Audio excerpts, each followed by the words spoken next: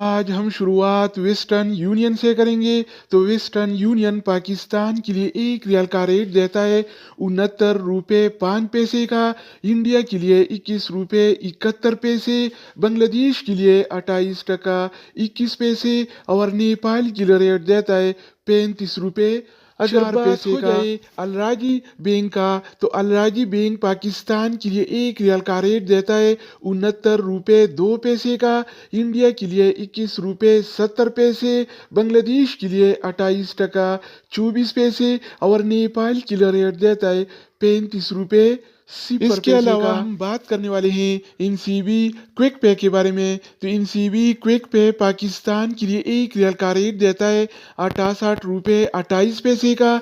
India के लिए 21 रुपये 48 पैसे, बांग्लादेश के लिए 28 टका 5 पैसे और नेपाल के लिए रेट देता है 34